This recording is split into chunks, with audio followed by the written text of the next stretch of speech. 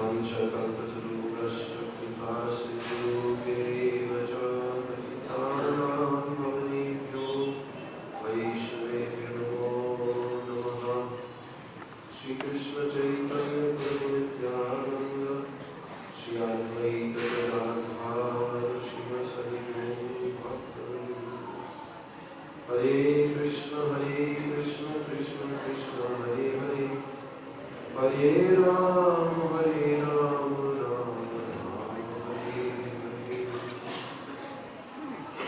First of all, I'm offering my unlimited Dandavat pranams and my Ishvara Pushpanjali to the lotus feet of my beloved Diksha Gurudev. Nityavila Krishna Om Vishnu Pad Asto Tarasata Shishula Esi Bhakti-Vedanta Swami Maharaj Prabhupada. And secondly, I'm offering my equal Dandavat pranams, my Shraddha Pushpanjali to the lotus feet of my beloved Diksha Gurudev.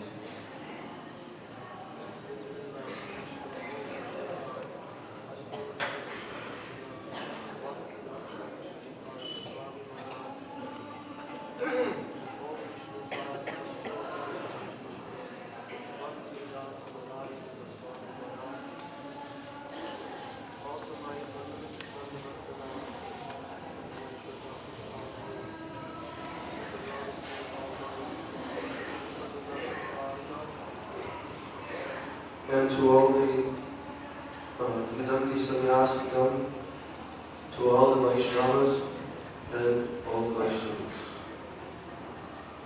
So, earlier today, I spoke something in introduction to Srila Sridhar, Srila Bhakti Rakshak Sridhar Maharaja's glories, and told something about his contribution to the spiritual lives of so many devotees, especially after the disappearance of our beloved Gurudev, Srila Bhakti-Vedanta Swami Maharaj. So, Srila Sridhar Maharaj, he was very renowned by very great Vaishnava personalities, like our Srila Prabhupada Bhakti-Vedanta Swami Maharaj. He accepted Srila Sridhar Maharaj as his Siksha Guru. And Srila Bhakti Pramod Puri Goswami Maharaj also acknowledged that he considered Srila Sridhar Maharaj to be his Siksha Guru. Our Param Gurudev, Srila Bhakti Pragyan Keshav Goswami Maharaj, had such high regard for Srila Sridhar Maharaj that he accepted him as his sannyas guru, although we know from our Srila Gurudev that really he received from Srila Bhaktisiddhanta Saraswati Thakur Prabhupada sannyas, but later it was given through Srila Sridhar Maharaj. So all the personalities in our contemporary Gaudiya Saraswat line, in the line of Srila Bhaktivinoda Thakur and Bhaktisiddhanta Saraswati Thakur, they all acknowledge that Srila Bhakti Rakshak Sridhar Maharaj was topmost Param Vaishnava, Rasik Vaishnava. And especially he was conversant with all Shastric knowledge. Srila Prabhupada Bhaktisiddhanta Saraswati, he acclaimed Srila Sridhar Maharaj by the title Shastriya Nipun.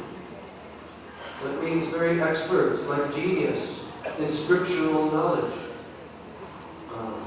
Just like yesterday in the evening class, we heard Srila Gurudev explain from Vishwanath Chakravarti Thakur that the three levels of Vaishnavas, Uttam, Madhyam, and Kanishta, as defined by Chaitanya Mahaprabhu.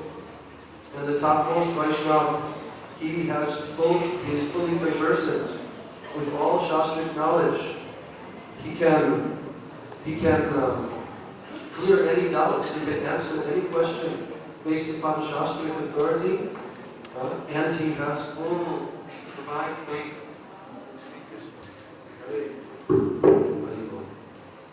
So, Srila Sridhar Maharaj was renowned also, and is renowned in our disciple succession, as a very great Vaishnava poet.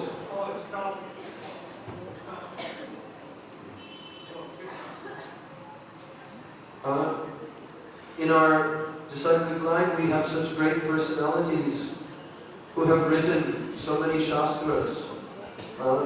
our 6 Goswamis, Srila Vishwanath Chakravarti Thakur, and so many Sanskrit verses which glorify the Supreme Absolute Truth, Sri Krishna. Srila Sridhar Maharaj's compositions were acclaimed by so many of his contemporary exalted godbrothers as being on that same kind of level of transcendental beauty and depth. So even our Srila Gurudev has acknowledged that Srila Sridhar Maharaj, he wrote a commentary on the Brahma Gayatri mantra. And Srila Gurudev told that prior to his reading this commentary, he himself had also understood within his heart, he had realized that actually the Brahma Gayatri mantra is a glorification in the ultimate sense of none other than Vrishabhanandani Srimati Radhika as the power of Sri Krishna, as the potency, the Shakti of Sri Krishna. And actually the Brahma Gayatri is worshipping Srimati Radharani. So when he read the commentary of Srila Bhakti Rakshak Sridhar Maharaj, which he wrote in Sanskrit language, and then elaborated upon this, he said exactly the same thing. That this Gayatri mantra, it is the flute song of Krishna, and it is ultimately worshipping Radha Padam Dhimahi, meditating upon the lotus feet of Srimati Radharani. So Srila Gurudev said he was so happy to hear and to see that Srila Sridhar Maharaj had conveyed in such a beautiful way this same realization that he had had. So Srila Sridhar Maharaj also wrote a very beautiful epic poem called Prema Dhamma Deva Stotra. This is about 72 verses in very beautiful Sanskrit poetry, which has the same meter as one of the poems of Srila Krishnadas Kaviraj Goswami Pad. And in this 72 poems, the entire life of Sri Chaitanya Mahaprabhu was summarized in chronological order from his birth until the end of his manifest leelas and pastimes. And all preaching and siddhanta and everything were very beautifully put within this song. One of the exalted disciples of Srila Bhaktisiddhanta Saraswati Thakur was a very close friend, very intimate godbrother of Srila Sridhar Maharaj, that is Srila Akinchana Krishna Das Babaji Maharaj. And he used to love to sing those verses of Prema Dhamma Deva Stotra. So Srila Sridhar Maharaj also composed various poems in glorification of our Rupanuga Guru Varga. He composed poems in glorification, songs in glorification, and astakams for Srila Bhakti Vinod Thakur, Srila Gaurkishore Das Babaji Maharaj, Srila Bhakti Siddhanta Saraswati Thakur.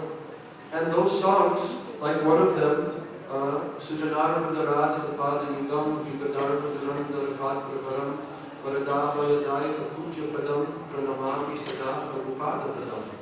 So that song was read by Srila Prabhupada himself, Bhaktisiddhanta Saraswati, and he liked it so much. He said it was composed in a very happy style, very beautiful meter, and therefore he wanted that it would be sung every day in all of his Gaudiya Math temples throughout the world, and therefore we also do that, and all the Gaudiya Maths are singing that beautiful song in glorification of Jagat Gurudev Srila Prabhupada. And when Srila Sridhar Maharaj composed his song in glorification of Srila Bhakti Vinod Thakur, then Srila Bhaktisiddhanta Prabhupada said, it is as if the hand of Srila Bhakti Vinod Thakur has written this himself. So there was a very wonderful background to Srila Sridhar Maharaj's mood of service to Srila Prabhupada Bhaktisiddhanta Saraswati during his life. After he came to the Gaudiya Math, he did so much extensive preaching during the life of Srila Prabhupada, and he was in charge of various temples. In Delhi Temple, he preached in Madras, he preached in Bombay, in Kurukshetra. There's a very wonderful incident which took place in Bombay, which I heard Srila Sridhar Maharaj himself convey. He told the story that when they went there for preaching in Bombay, they wanted to start the Gaudiya Math temple there. So it so happened that our Srila A.C. Bhaktivedanta Swami Maharaj, who was known as Abhay Charanaravinda Prabhu at that time, still in household life and doing his business, pharmaceutical business, he was also in Bombay at that time.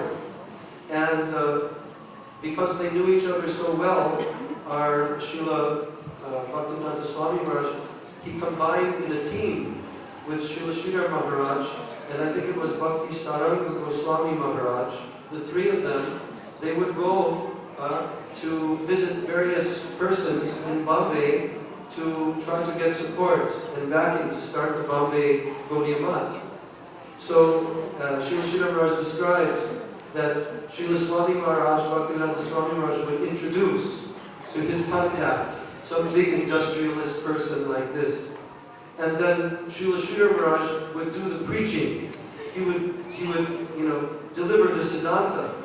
And then Srila Bhakti Saranga Goswami Maharaj, he would canvass for the donation. So in this way, with a trio, they went preaching and they were succeeding in starting the Gaudiya Math. And there was one incident that also took place there in Bombay, that, in around 1932 or 33, Srila Bhakti Hriday Maharaj, who had been sent to Europe, he had been sent to preach in Germany and in England. And he was there for something like 2 years. And then he returned back, by boat, of course, in those days, by ship.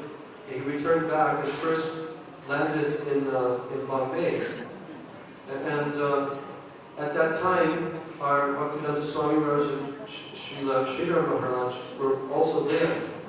Now, both of these personalities had been ordered by Srila Bhaktisiddhanta Saraswati to preach the message of Chaitanya Mahaprabhu in the English-speaking language to the Western countries.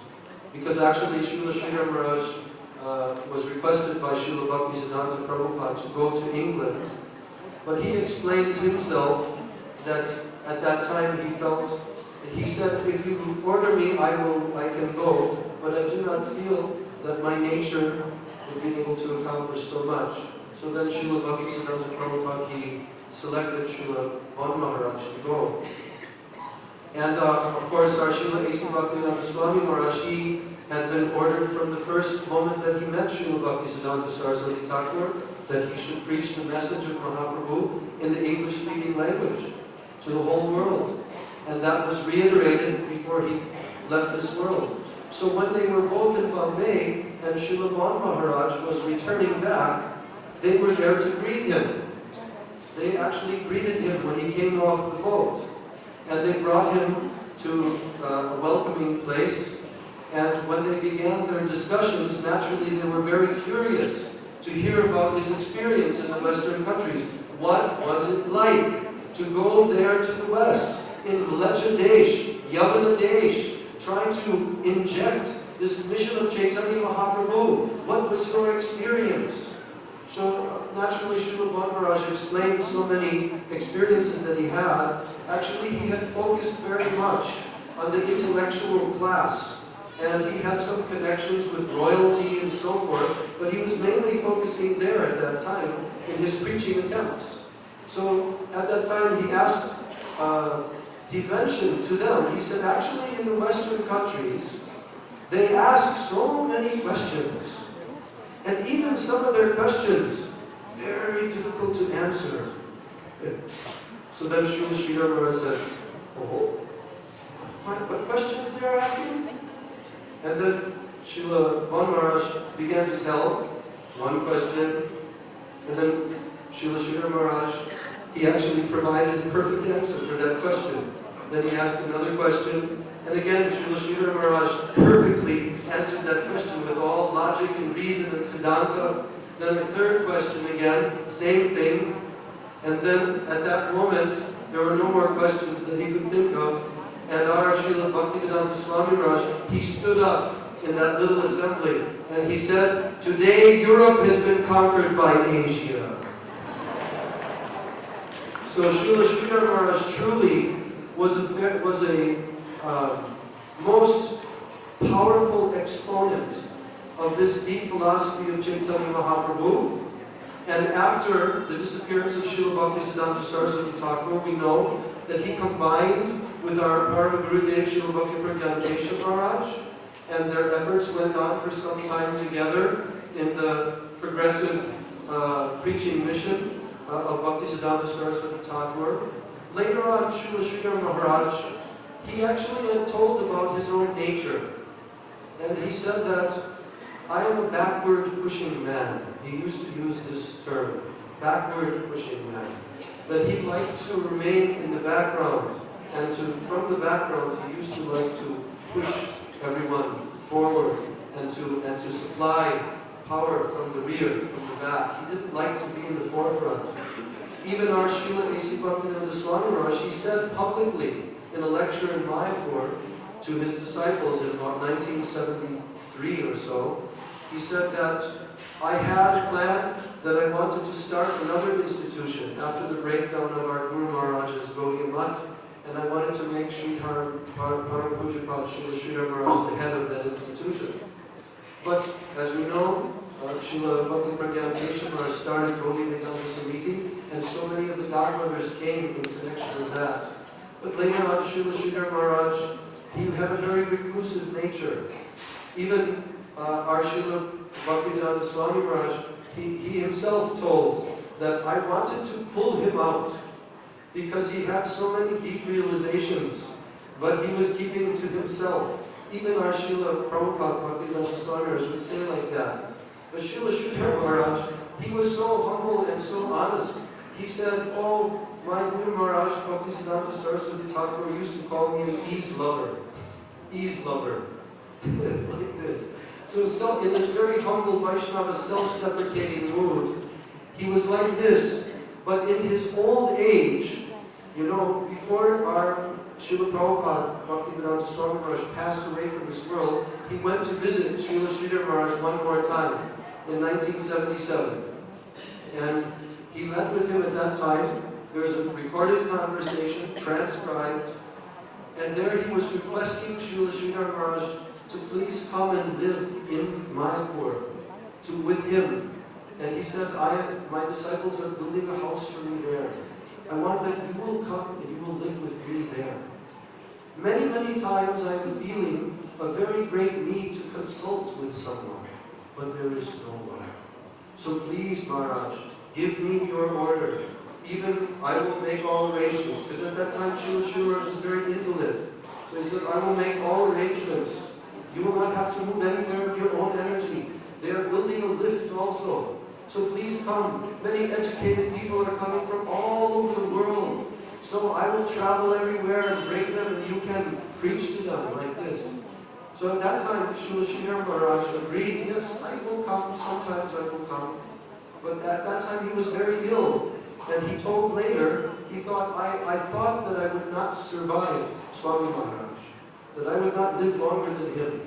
But actually, by Krishna's will, he allowed Srila Sridhar Maharaj to stay in this world for 11 more years. And during that time, by the request of our Srila Bhaktivedanta Swami Maharaj, he gave so much help and guidance to all the Western devotees who came to him. He gave so much teachings, hundreds and hundreds of hours of darshan. He answered so many questions, and he clarified all the Vaishnava Siddhanta. He made it very clear that what is the pathway of this bhakti, and he clarified what is the goal, what is the prem prayojan, that our goal is not Krishna, not to serve Krishna, but to serve Srimati Radhika. He made this Radha Dasyam conception very clear. But he also was very practical in his teachings. He told that from where you are now, you should begin the process of Sharanagati. Just like yesterday we heard from Srila Gurudev, that Sharanagati and Shraddha, they are interchangeable, the same thing. So Srila Sridhar Maharaj very practically, he would give instructions to devotees that how can you perform the process of the 6 limbs of Sharanagati in your life. So in this way, Srila Sridhar Maharaj, he gave so much help and guidance to all the Vaishnavas throughout the world. To this very day, his lectures and his darshans have been translated and compiled in many books. And devotees all throughout the world in different languages, they're reading these books and they're feeling so much help from this divine personality, Srila Bhakti Rakshak Sridhar Maharaj. And in the same way that I felt this guidance in my own personal spiritual life after the disappearance of my Guru Maharaj, in the same way, after the disappearance of Srila Bhakti Rakshak Sridhar Maharaj, as Srila Sridhar Maharaj all the time told us, he said that wherever you find the divine flow, the current of the absolute truth flowing down onto this plane, where you find it living in a pure Vaishnava who is speaking Harikatha, then you should run there to that place immediately, and you should bow your head there and worship there. So in this way, Srila Sridhar Maharaj gave us the clue, and he told us to always keep searching for that pure Vaishnava. So by the mercy of Krishna, he gave our Srila Prabhupada in this world. Then he supplied Srila Bhakti Rakshak Sridhar Maharaj to us. And now, in this modern era, our beloved Srila Gurudev, Srila Bhakti Narayan Goswami Maharaj, he is the living representative of our Rupa Lila Guru Varga. He is the personality who is given the teachings of Srila Bhakti Rakshak Sridhar Maharaj, of Srila A.C. Bhaktivedanta Swami Maharaj, and he is helping all the Vaishnavas throughout the world and helping them to come to Braj and enter into this pathway of Braj Bhakti. So I am bowing down at the lotus feet of Srila Bhakti Rakshak Sridhar Maharaj, Srila Bhaktivedanta Swami Maharaj, and Srila Bhaktivedanta Narayan Goswami Maharaj as the living representatives for the whole world, as the Jagat Gurus of this world, to give this message of Sri Chaitanya Mahaprabhu.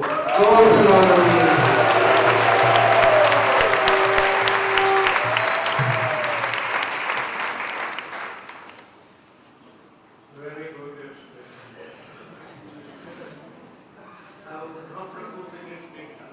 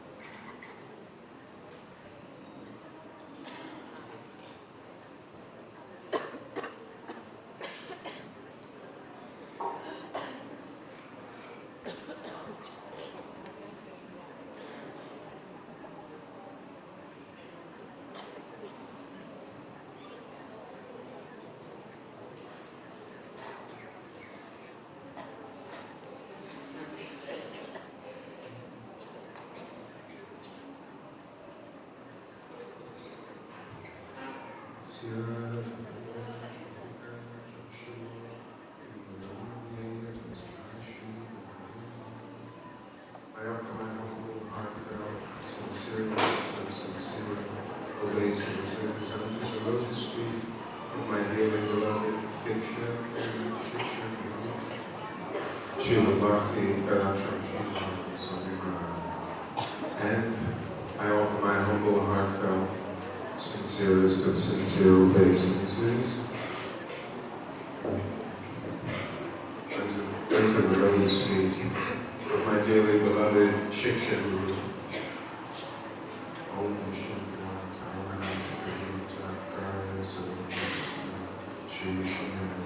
Bhakti-Vedanta Narayan. And I offer my humble, heartfelt, and sincerest obeisances unto the lotus feet of His divine grace.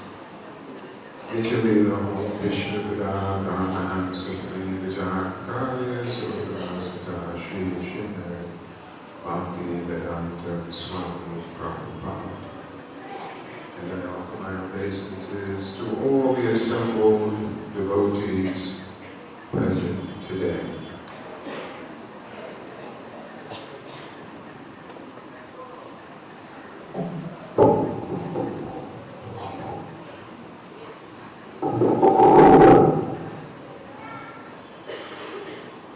Srila Bhakti Rakshak Sridhara Goswami Maharaj is my guardian of devotion.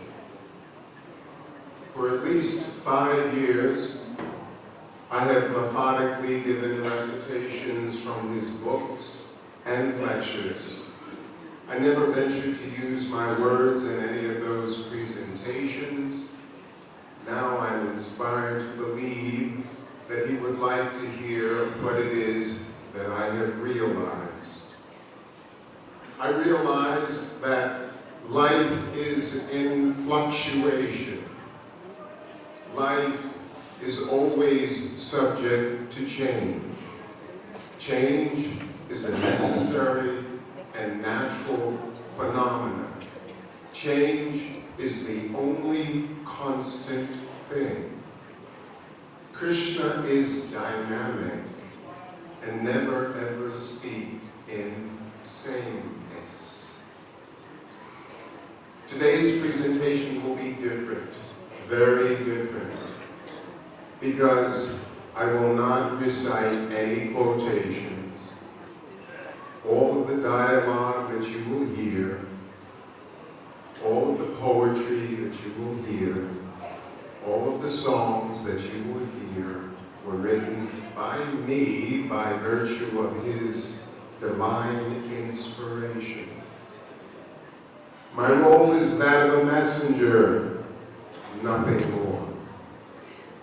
Today's presentation is an offering to my Guru Maharaj and to Srila Buddhadev as well, and not something that I have prepared to entertain you. However, it would be good if you would give your attention to these matters. Please be here now. I began serving devotees in 1972 in New York City at the ISKCON Temple on West 55th Street. I was their martial arts instructor, and I taught devotees karate on the rooftop of that 55th Street Temple 3 times a week. I was well respected in that devotional community 36 years ago. That's when it all happened for me. In 1983, I met a devotee in Philadelphia by the name of Preraka. He was the head pujari of that temple, and we became the dearest of friends, a friendship that lasted for more than 20 years. Preraka introduced many aspiring devotees to the teachings of Srila Srila Maharaj. In 1984, Preraka escorted me to Navadvip, where I formally met my Guru Maharaj at the Sri Chaitanya Sarasvat Math.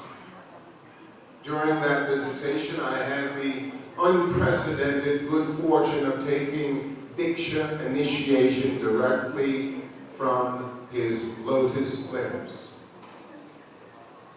After spending a considerable time at that math, Preraka and I traveled to the Keshaji Gaudiya Math in Mathura to meet with Srila Buddhadev, who subsequently invited us to attend the Braj Mandala Parikrama with him and about 500 of his Indian devotee followers. We were the only 2 Westerners to attend that austere parikrama in 1984. After some time, Srila Buddhadev requested us to help him to build the Rupa Sanatana Math in Vrindavan.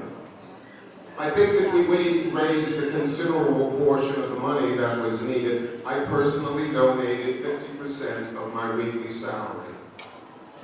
I had my own construction company in Philadelphia, Pennsylvania, in the United States, from which I earned a very lucrative salary. After some time,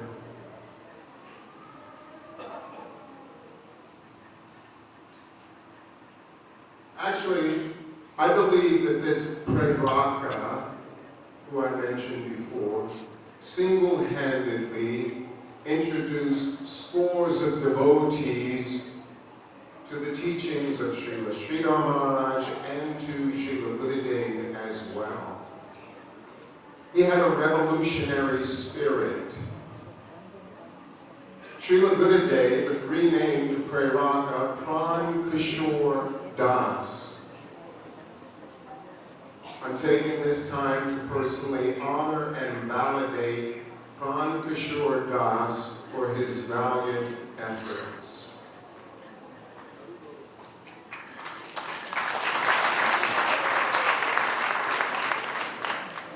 Unfortunately, Pran Kishore is not here at this time. Last year, I had a conversation with one of the Pure Bhakti website formators. I mentioned the fact that together is probably the most important and significant word in the English language. And that is why I chose to use together, we, in the title of my booklets and my book, Together We Love. I did not take Together We from the Pure Bhakti website. No, just the opposite is what happened. Together,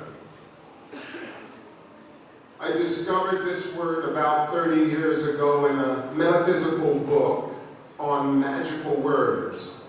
It clearly described that the word together is the most significant word in all states of accomplishment. The word we is also very significant because this word represents two vessels that are open to give and to receive. Whereas me is just the opposite, which is only capable of receiving from below but cannot contain anything. When we fail to include others, and we fail to synergize our hearts with the heart of Guru, then we miss the vital purpose and meaning of life.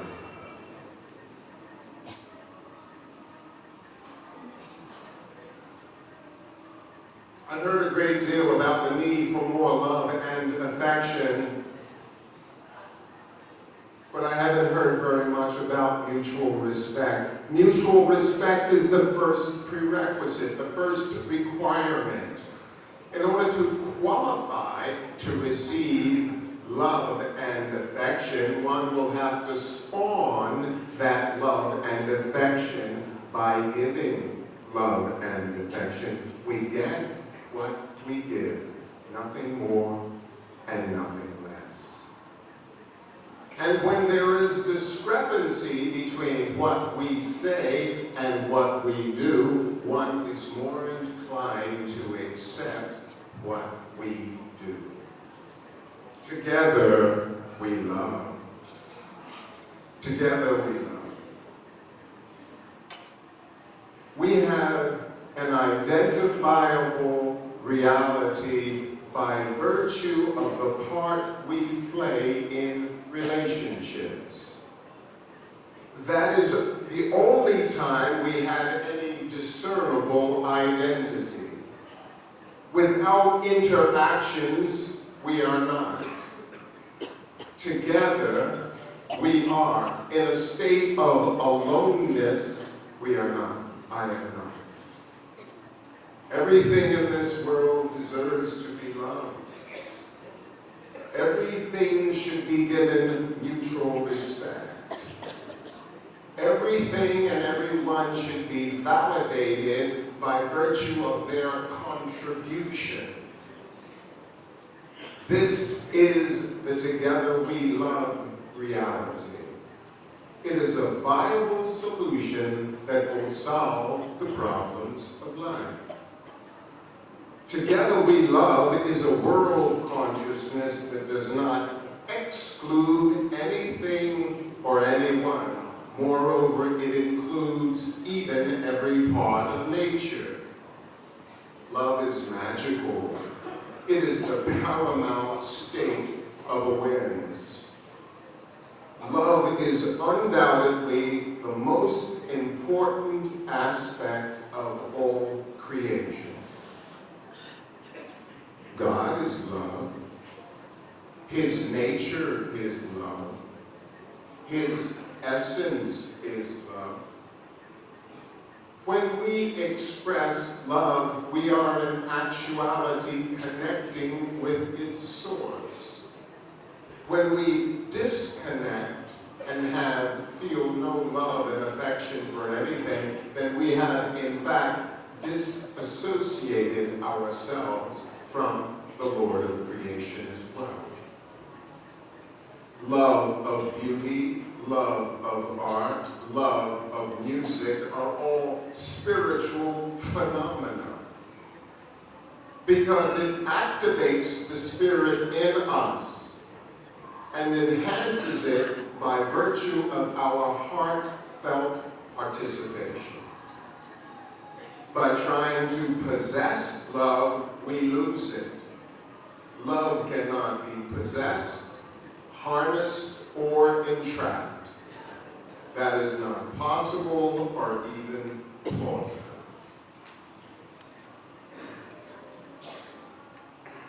It is only when we act selflessly for the interest of others that the true love propensity is actually realized.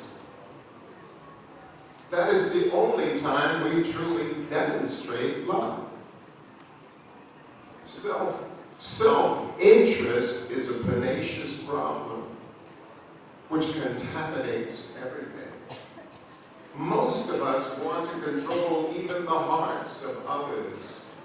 We can only control the heart of anyone by demonstrating true love and affection, not by force or fear. Love is an outpouring of the heart. And true love is beyond the limitations of mundane sensuality. Real love is the ultimate feeling state, and we cannot divorce ourselves from feelings. Love is the supreme emotion, the supreme emotional state, the supreme emotion. The universal heart is always enraptured in love, and it is permeating that love everywhere at all times. And until our heart synergizes with the universal heart that beats for all humanity, we will fail to realize our real purpose in life. To my guardian of devotion, oh guardian, you have given me a passport to immortality. I am now in reality having escaped a looming fatality, and my speciality is glorifying you. Make me like you. Make me like you. Please know my heart and hear this prayer, which is the glorification of the purest affair, a manifestation of your heartfelt care, your reality. I want to be what you want me to be in your reality. Make me do what you want me to do. It's all up to you. It's all up to you. Make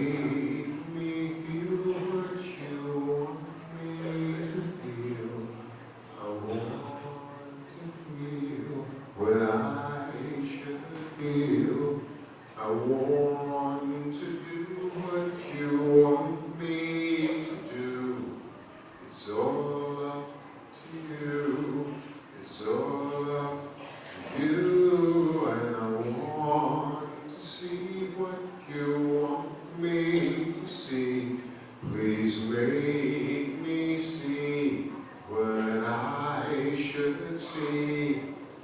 Help me to do what you want me to do. It's all up to you. It's all up to you. And I want to know what you want me to know. Please help me to know what I should know of your reality. You are a fathomless ocean of mercy and kindness. The stalwart helpers devotees can readily see, capable and more than willing to resuscitate my frozen heart and rescue me. You are the personification of all that is great, an image to fill the void.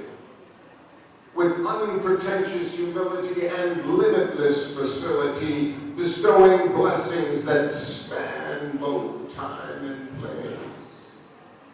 You alone can take me to that glorious place in haste, where there is no trace of waste.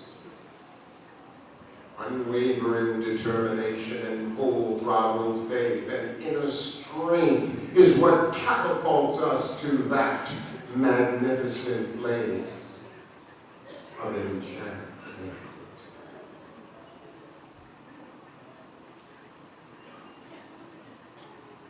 Oh, Radhika, if it is true that you really want us to be with you, serving you, please show me how I can go through the passage that was designed by you. I want this more than anything, to see your lovely face, to be in that magical world that in my heart you placed. You brought your world right home to me. Why, I do not know. Please free me of my misery. Somehow let me know how I can see and feel with reverence.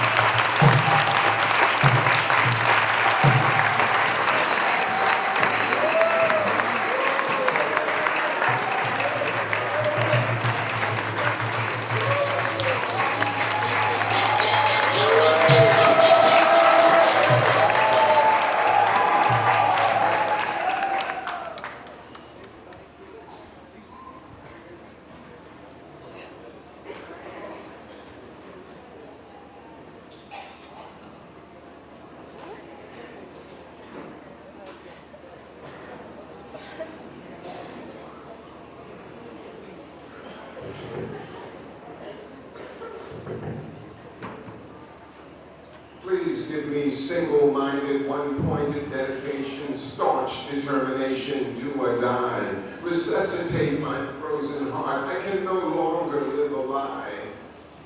Don't titillate my mind and then leave me behind. Take me with you.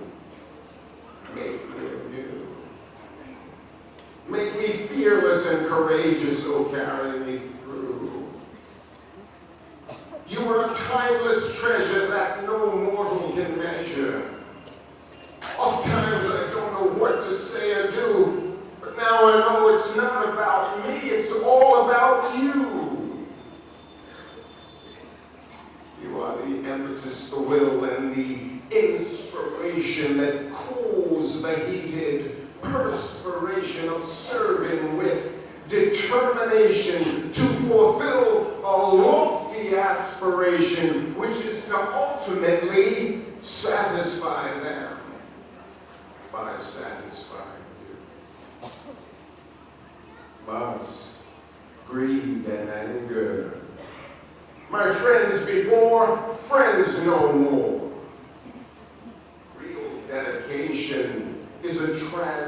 reaction of the heart. Not an infraction, but a spontaneous reaction. And virtuous activities revitalize the heart. They are the embodiment of all auspiciousness which we cannot otherwise impart.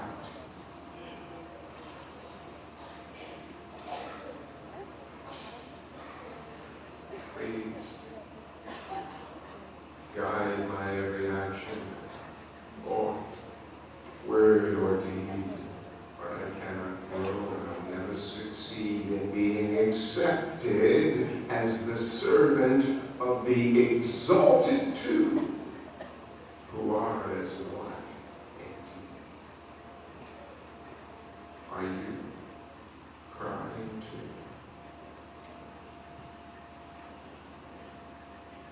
Who can tell her what to do when she feels separation from you? It is impossible to pacify her mind. From so much weeping, she has become nearly blind. Her servants, they borrow her mood and her pain. All the weeping. No one is feeling any separate identity. Everyone feels the same.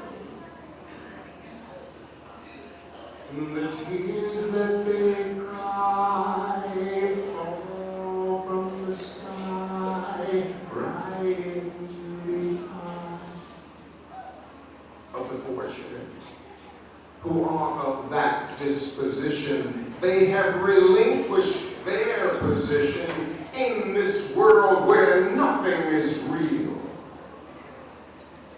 For this transcendental mood, they had made an appeal. Now their heart is breaking because they're not forsaken.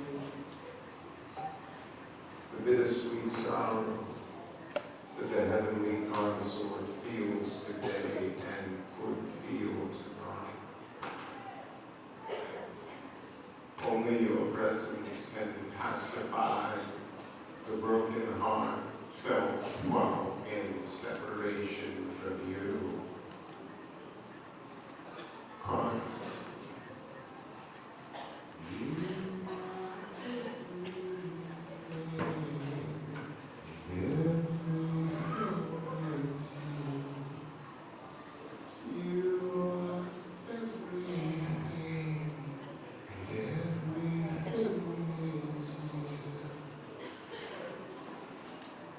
perhaps you are crying too. When will you mollify? Oh, when will you mollify the tears that fall from her eyes? When will you mollify the tears that fall from my eyes? The tears that fall, those tears are all we Queen of Hearts. Our task in this world is more than it seems. We were under an illusion. We did not know of his paramour in an eternal celestial drama that most mortals are not qualified to see. For who would believe that he cannot endure without her reality? Their heart love is one. It is for all human